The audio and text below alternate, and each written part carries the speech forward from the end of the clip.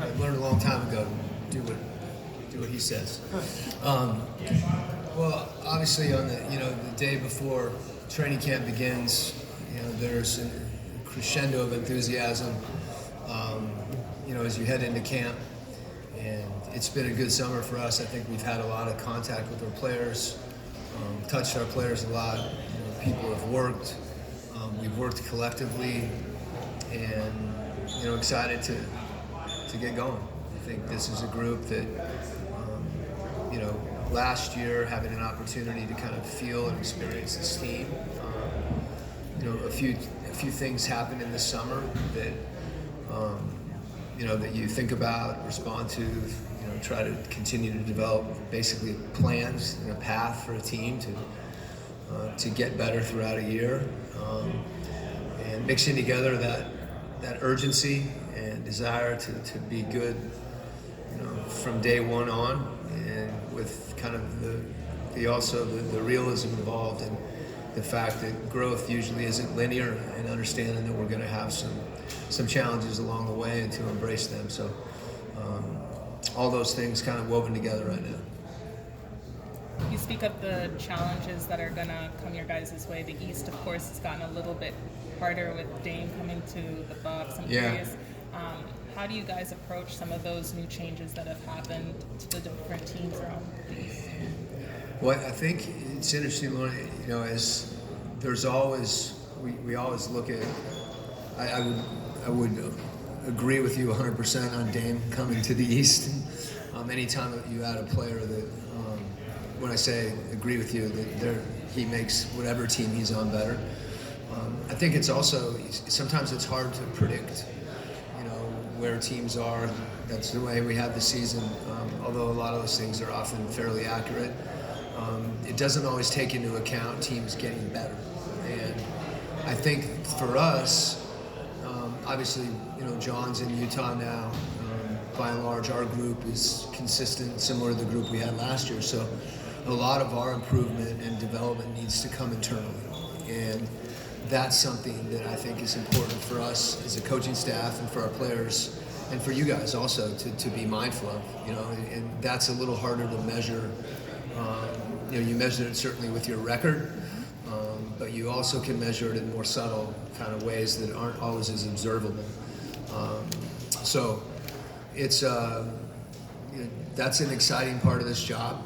It's also a really challenging one because, as I said before, growth's not always linear, and it also doesn't always happen overnight. So along the way, whatever those challenges, other than like Boston on the road in the Garden, there's a lot of other little things that maybe are more impactful than you think. Sometimes it's after a win. How did you win? Are you winning, by outscoring an opponent and it doesn't feel like you're not executing defensively as much because you're winning? Or can we keep getting better? Ideally, you win and you keep getting better. Coach, this is your first time having a full off season as the leader of the Atlanta Hawks. What are some of your expectations as you move into a full season as a coach, and then some of your expectations as you continue to embed your philosophy among the team? Yeah, it's interesting. I last year was valuable in a lot of ways. I was talking with a friend the other day, kind of getting a head start on implementing your system. That we didn't get a head start on that.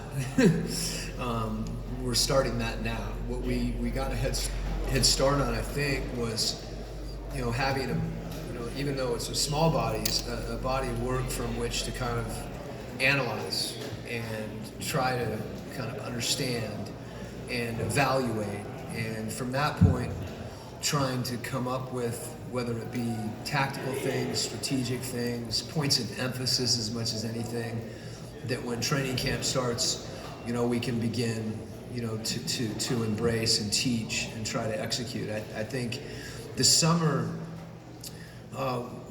what was about that growth process that I referred to earlier.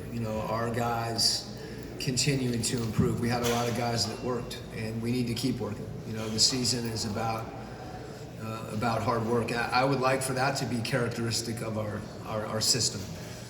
I think, us being a selfless team is huge, and you can point to that in so many different areas, whether it's taking a charge, making the extra pass, running back on defense, celebrating your teammates' successes, all those different things, demonstrate an unselfish mindset. And I would like for our team, I would like for that to be something that's obvious when you watch us play. With that, my job to try to create systems, style of play that facilitates those things. I mentioned spacing a lot last year, and spacing allows you to move the ball. Allows you to attack, and even though it sounds, if you think of it, it's subtle, but by if you're spaced properly, sometimes that can be as simple as like you're not in someone's way when they get to go lay the ball in, and so that's again, you're doing something for someone else. And I think what we do defensively, taking some of the things we saw last year, certain lineups have been challenged. Other lineups have been better than others. There's a little bit of a reset in that respect in my mind, if we have different schemes. But schemes, there's certain things you want to take with you and learn from. There's other things you say to yourself, I'm not sure that's as relevant. And for me, one of the biggest things defensively, it doesn't matter what scheme we have. It doesn't matter what the game plan is. Defense has to be a decision. We have to make a decision. And when you make that decision, that doesn't mean you're going to just, all of a sudden defense magically occurs. That's a decision to work, to value something, to make it important. And at that point is when you can start to get better. And, that process and that understanding, I think, is really paramount for our team on the way in. The same way understanding that when we play unselfishly, that's going to connect our team more, and I think that makes it easier to make that decision to defend. Thank you, Coach. You talked about internal growth. Mm-hmm. What can we expect from your two guys from your alma mater, Duke and AJ and Jaden this year? Those guys, that process has begun for them, and I think it's important to, where are the most important things where their growth can be most impactful to them and to our team. And my expectation, I've talked a lot about my staff. I think, we're going to pour all of ourselves into those players, and, we want the same thing from them. And, the work that both those guys did this offseason, you want that stuff to translate. And they both work hard. They both love to play. And they're fun guys you look forward to coaching. When I was looking at this job and the possibility that it could work out, there are two guys that you look at and say, it'd be kind of fun to coach that guy. So we're excited about a lot of our young guys. And those two in particular, they're different players, but they complement each other well. And they both have to make a decision to defend. Maybe we kind of forget, when we think about development, we think about player development, we think a lot about skills, and they are important. Shooting, ball handling, passing.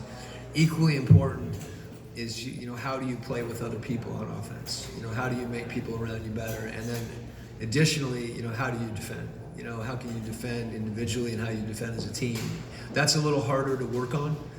That's more something you see people working on when the team gets together. But, that's something that we're going to push as well,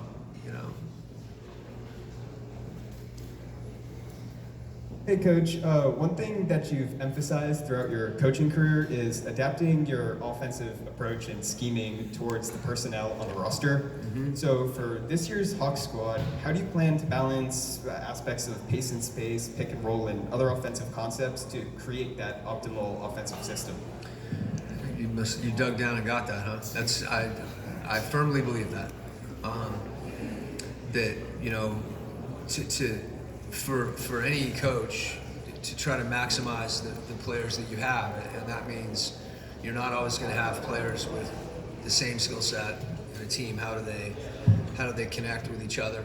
I think one of the key things is to know what you're really good at, and then also to know what can you improve at, and to not forget about what you do really well in the interest of just change for change's sake. So I think for us, we've been a really good offensive team.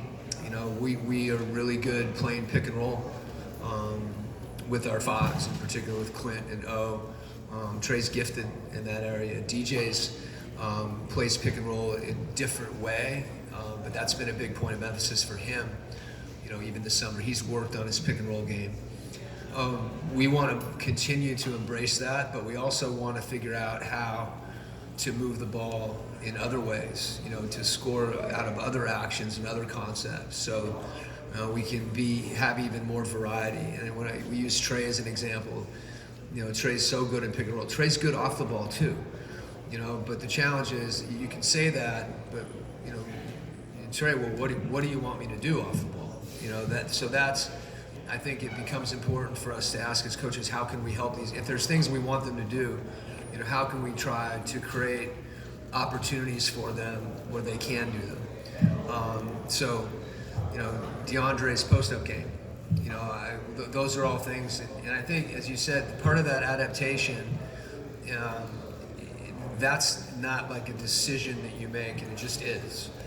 You know, that stuff you have to work on and grow, you know, over time. And then there's adjustments to it. You know, you may find out that a player, you know, doesn't know if he's better on the left side of the floor or the right side of the floor, but you start to figure that out. You know, someone shooting their range, whatever. You're developing individual styles of play and a collective style of play that hopefully fits the group. And, you know, in doing that, you know, the key thing is for the whole to be greater than the sum of the parts. You know, and the more people that are involved in what we're doing, I think the greater the likelihood that we can raise that whole. Coach, you obviously have a better feel for the organization and the team and the players, and you've been stressing being selfless, defense, hard work. What will you change specifically in a day-to-day to mold this team into that? Because it is going to be a little bit of a shift.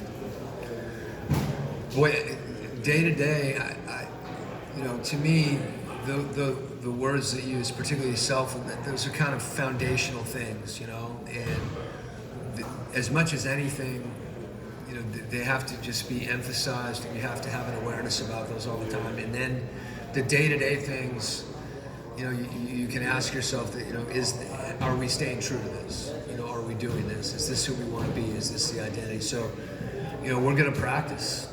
You know, I mean, that sounds like a really obvious statement, you know, but I think it's really important as you're developing, you know, habits, you know, that takes time. I mean, you don't develop a habit unless you do it, and you got to do it in practice in order to help you do it in a game. You know, I think the development work that we want our guys to do, you know, over the course of the season, it's easy to think, okay, it's the summertime, now I'm going to work on something and get better. Well, there's a long time. This season's a long season, you know, we all know. So how can we continue to get better individually, you know, during the course of the season? And that player development component, I think, on a day-to-day level is something that's really important. So the consistency, sometimes when things become mundane, you know, we have to try to be creative to kind of reinvigorate. But maybe the common theme through all that is this league in this regular season, it's about dealing with adversity. Like, it's coming, you know, and you know, I'll start keeping a list of all the different ways so I can answer the question better. But I know they're out there, and I've lived them, you know, and so is this group of guys, you know, whether it's losing a few in a row or how you manage those moments and those times, I think is essential, and to not allow your focus to change when adversity hits. And it doesn't mean you don't do other things, you know, but the foundational things I think you have to stay committed to, no matter what the, you know, what the external, what's going on externally.